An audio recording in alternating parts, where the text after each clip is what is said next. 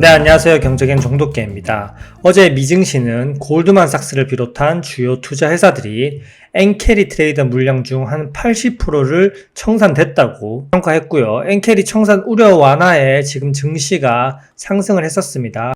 하지만 다음 주 주요 이슈 CPI 그리고 PPI 발표를 앞두고 관망세로 마무리를 했고요. 다우, 나스닥, S&P 500, 러셀 2000 보면 거의 보합권에서 마무리한 걸 볼 수 있습니다.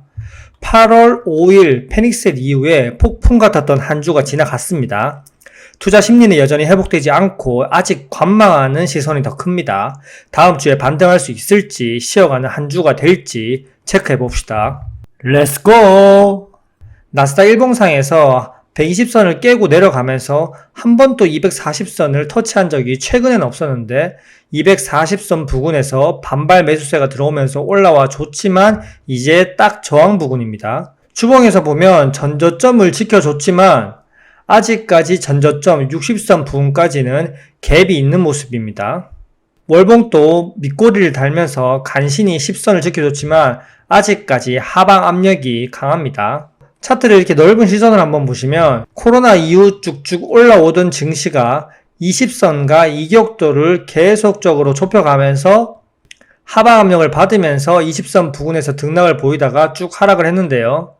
지금 또 언뜻 보면 비슷해져 가는 모습입니다. 월봉 추세만 보면 앞으로 있을 9월 금리 인하 이후로 살짝 무너지면서 대선 전까지 다시 또 반등을 했다가 다시 또 미 대선 이후로는 약간 무너질 것 같은 그런 시황적 흐름인데요. 20선과 이격도를 좁혀가고 있는 모습을 보면 이 부근과 근접해 간다는 것을 볼 수 있습니다. 하지만 주식은 살아 움직이는 생물과도 같기 때문에 한번 지켜봐야겠죠.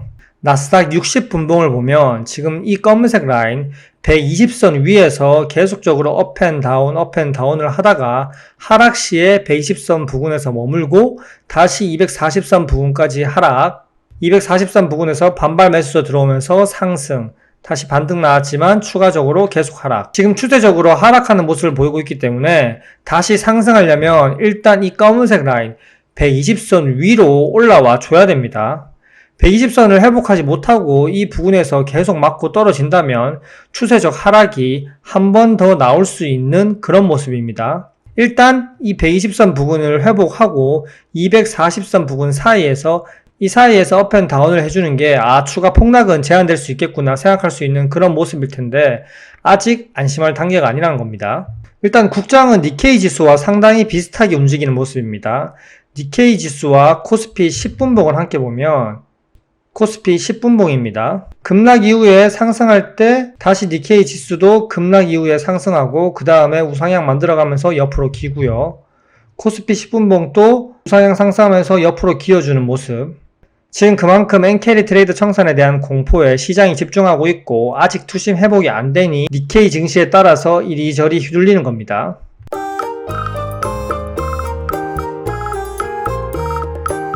코스피 일봉은 이미 우상향 추세가 깨졌습니다. 패닉셀 이후에 반등이 나왔지만 딱 240선 부근, 단기 저항 부근이고요. 이제 방향성이 갭을 메우러 위로 갈 것인지 아니면 다시 또 아래로 갈 것인지 정해질 타이밍이고요. 여기서 아래로 간다고 해도 이상할 게 없습니다. 왜냐? 주봉 월봉을 보시면 주봉에서는 큰 대시세, 우상향 추세의 하단은 지켜줬지만 대추세를 이탈하지 않는 선에서 아직까지 하방이 열려 있고요.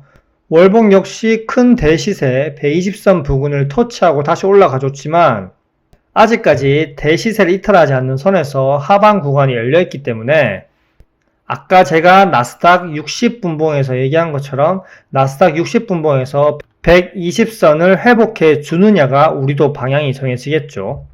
코스닥 일봉도 보시면 길게 상승 추세로 올라가다가 상승 추세가 꺾이고 옆으로 이렇게 기어주는 모습에서 옆으로 기는 박스권에서 패닉셀 이후 확 깨고 내려왔습니다. 그리고 반발 매수세가 들어오면서 기술적 반등 이후에 딱 갭 부근, 저항 부근입니다. 코스닥도 다시 또 아래로 가도 이상하지 않을 위치입니다. 주봉과 월봉 보시면 주봉에서는 이미 우상향 추세가 깨졌고 전저점 부근을 지켜줬지만 이 전저점을 기점으로 이 부근 옆으로 기어갈 가능성이 상당히 큰 모습이고 열려있는 모습입니다. 월봉도 보시면 고점을 계속 지속적으로 낮추고 있고 저점을 올리다가 밑으로 확 패닉셀이 일어났습니다. 아직까지 이 부근이 열려있기 때문에 이때 22년 9월에서 23년 1월처럼 바닥을 다시 한번 이렇게 다질 수 있는 그렇게 열린 위치입니다. 일단 차트적으로는 이렇고요. 안심할 단계가 절대 아니라는 겁니다. 워낙 전세계 금융이 급격한 패닉셀이 나온 이후에 단기 반발 매수세가 들어왔을 뿐이지 아직 추세적으로 회복했다 이렇게 보기는 어려운 위치고요. 그리고 다음 주 주요 일정도 보면 만만치가 않습니다. CPI 발표, 그리고 PPI 발표, 그리고 주간 신규 실업수당 청구 건수, 그리고 각종 제조업 지수, 그리고 미시간대 소비자 심리지수, 기대 인플레이션 잠정치가 나오고요. 다음 주에 경기 침체냐 아니냐에 대해 말할 수 있는 지표들이 대거 쏟아져 나옵니다. 일단 가장 중요한 CPI와 PPI가 예상치 그리고 전월 대비 약간 하회나 비슷하게 나와야 될 시점인데요. 오히려 확 낮게 나와버리면 예전에는 하락했겠지만 이제는 경기 침체 이슈가 씌워져 버릴 수 있기 때문에 확 낮게 나오면 안 됩니다. 주간 신규 실업수당 청구 건수 역시 25만 건을 넘으면 증시가 발작을 일으키니까 25만 건이 넘지 않는지 체크해야 되겠고요. 경기 침체 이슈에 관해서 어제 토마스 바킨 연준 총재는 경기 침체가 아니라 정상화가 되어가는 과정이라고 얘기했는데 이미 말의 설득력은 상당히 없습니다. 일정으로는 다음 주도 긴장해야 될 일정이고요. 그리고 엔캐리 트레이드 청산에 대한 이슈가 아직 시장에 잔존하고 있습니다. 지금 추정하는 규모가 20조 달러인데 20조 달러는 약 2경 6,700조 원이라고 합니다. 가늠도 안 되는 금액이죠. 골드만삭스와 주요 투자사들은 엔캐리 트레이드 청산 물량의 한 80%는 청산했다고 얘기를 했지만 정확히 추산이 되지 않고 있으니까 시장이 불안해하는 거고요. 그리고 또 중동 전쟁 이슈가 있죠. 지금 이스라엘 그리고 이란이 전면전을 하느냐 안 하느냐 그 기로에 서 있기 때문에 이 전쟁 이슈에 따라서 증시가 상승으로 갈지 하락으로 갈지 이 부분은 미래를 아무도 예측할 수 없으니까 지켜봐야 되고요. 러시아와 우크라이나 전쟁 터지기 전에도 절대 전문가들은 전쟁이 터지지 않는다고 얘기했지만 결국 전면전이 발발했고 중동 전쟁도 전문가들이 어떤 말을 하든 믿으시면 안 되고 일단은 상황을 면밀히 트래킹해야 됩니다. 불안한 일정과 시황들이지만 나름 긍정적인 요소를 찾아보면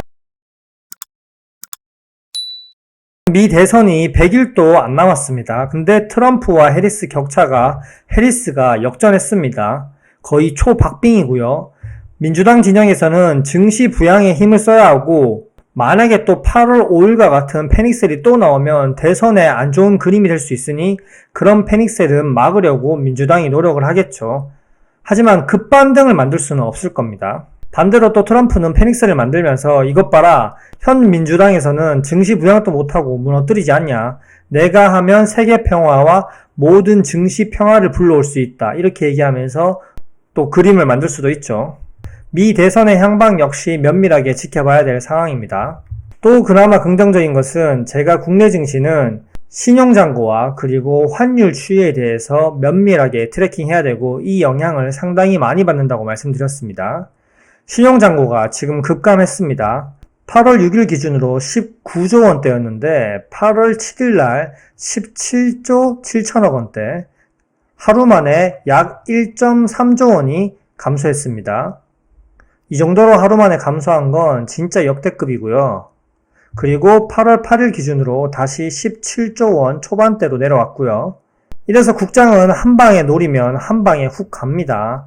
신용은 되도록 안 쓰도록 노력하는 게 좋겠죠. 국장은 항상 올라오면 어떤 이유를 들어서든 간에 폭락장을 만들어서 신용잔고를 해서 하니까요.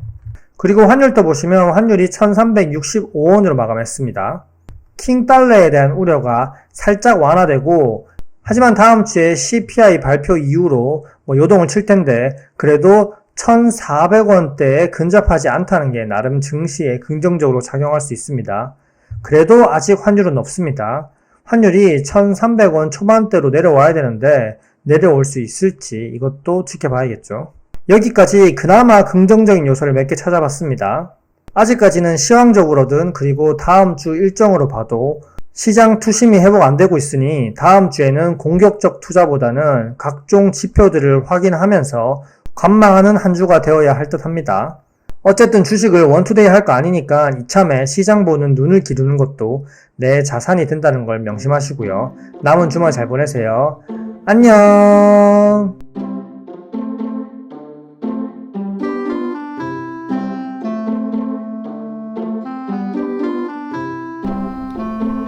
와이